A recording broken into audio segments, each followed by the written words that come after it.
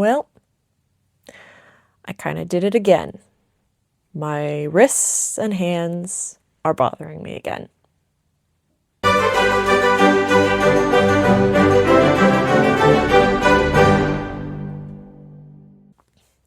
Hello, and welcome back to my channel, Chronicles of a Country Crafter. As you saw in the intro, my wrists have been hurting me again because I have been doing so much crocheting.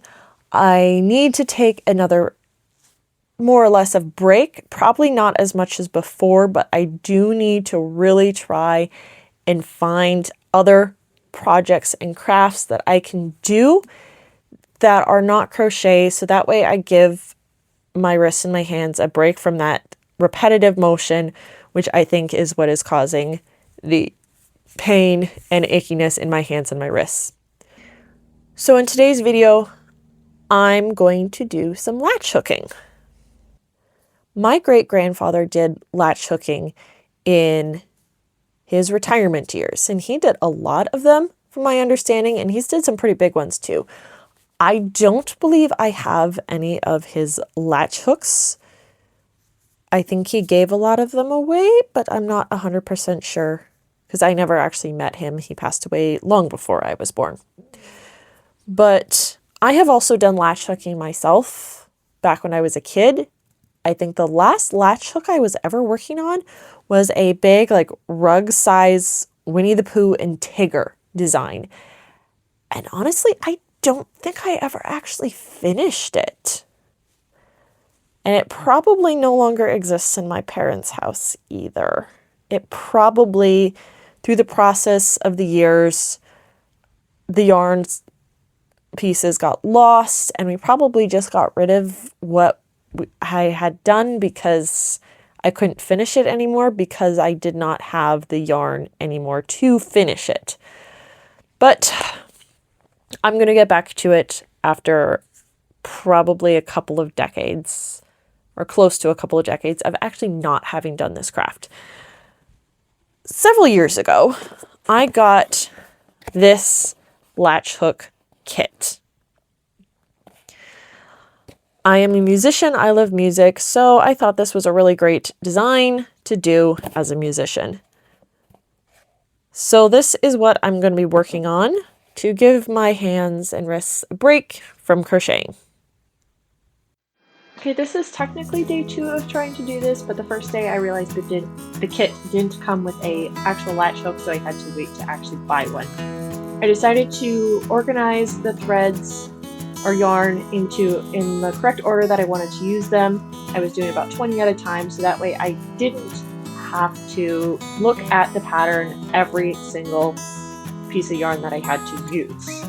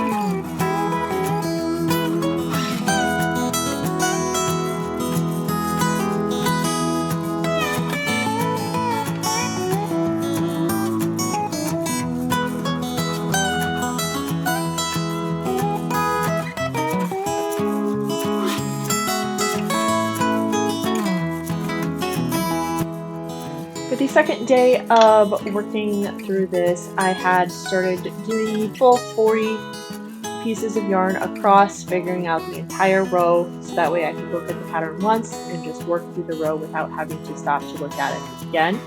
You'll notice the treble clef is really starting to take shape, as well as the music staff is starting to appear. Just a tiny bit at the end of the left side of the row, and a little bit on the right side where I'm working now.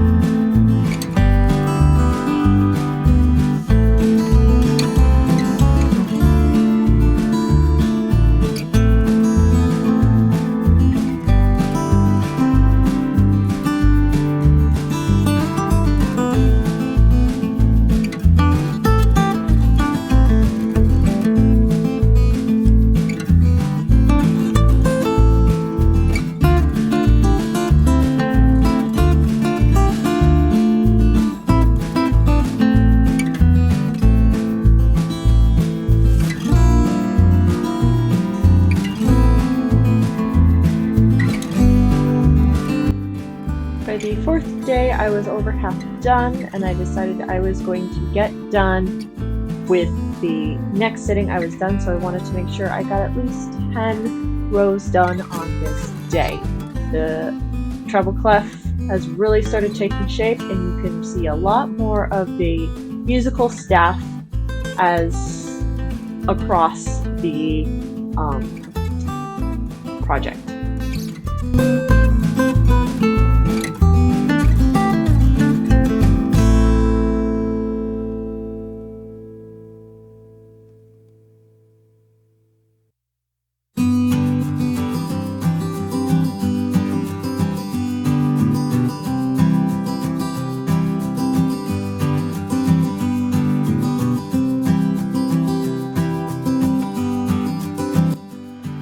The final sitting that I did while working on this. The music staff is almost done. I'm just kind of working on the last little bit in this row and the next row. The treble clef, the top of the circle part of the treble clef is also close to being done. It is really starting to take shape. You can really see what it kind of looks like now.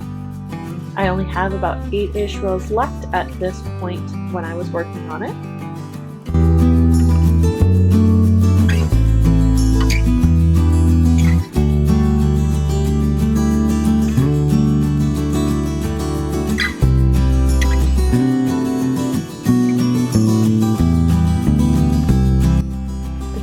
Part is done. I'm just working on the last couple of rows. The music staff is also done. I know you can't see much in this particular clip. You'll get to see the whole thing in a little bit. We're just kind of finishing up the last couple of rows now.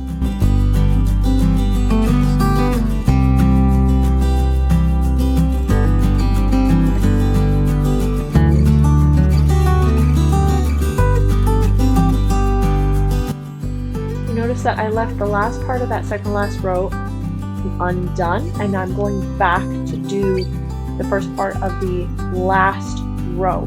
The reason why I was doing this is because the last part of the last 2 rows are both the same color, and I decided I'm just going to go and sort out the last row here, and then I just have that one final color to work in that last section, and I didn't have to worry about counting them out if I just went back and worked that last color all together without having to stop to count out yarns.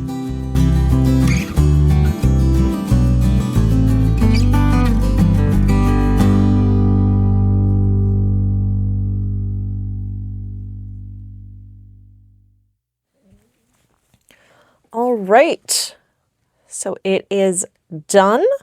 It took, I think, 4 sittings to actually get it done. It actually worked out pretty quick. So I think what I'm going to do with this now that it's actually done is I'm going to make it into a pillow of some sort, but I have never actually done anything with a latch hook once it has actually been done. When I ever did latch hooks in the past, it'd just be done and then we never really did anything with them, other than kind of fold back the edges and tie them back and just let them sit. So I think I am going to make this into kind of like a pillow cover, but I'm not going to do that in this video. I'm going to just set this aside, and I'm probably going to go on YouTube and look to see how I can actually turn this into a pillow. It was a great different type project to do. I do have another kit I actually picked up again several years ago that I want to try and do as well. And honestly, I have now got hooked again on latch hook. So I'd like to do more latch hook because I think it'd be a great something different than what I've done in the past, something different so that way I don't injure my wrists. Well, if you liked this video, feel free to hit the like button. If you want to keep following my journey in crafting and with whatever yarn craft, needle craft I come up with next, feel free to subscribe, and I'll see you next time. God bless.